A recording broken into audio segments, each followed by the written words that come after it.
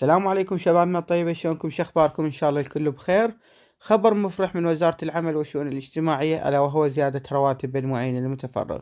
فاللي أتمنى من عندكم متابعة الفيديو للنهاية، ولا تنسى تضغط لايك للفيديو والاشتراك بالقناة على مود توصلك جديد الفيديوهات.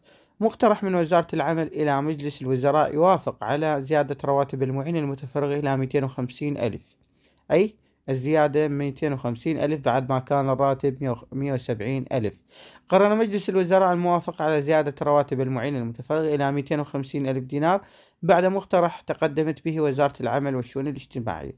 ووافق مجلس الوزراء على مقترحات مشروع قانون التعديل الأول لقانون رعاية ذوي الإعاقة والاحتياجات الخاصة 38 لسنة 2013 التي تضمن زيادة رواتب المعين المتفرغ إلى 250 ألف دينار مقطوعة، وتخويل مجلس الوزراء بتعديل الراتب عند الحاجة، مع الأخذ بعين الاهتمام ملحوظات الدائرة القانونية في الأمانة العامة لمجلس الوزراء والملحوظات التي عرضت خلال الجلسة.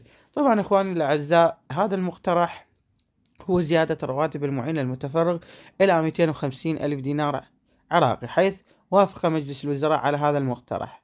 أما موعد تطبيق هذا المقترح غير معلوم لغاية الآن.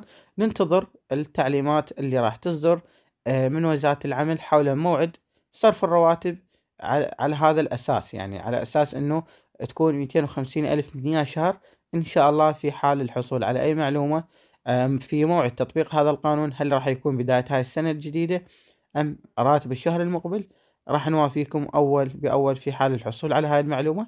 السلام عليكم ورحمة الله وبركاته.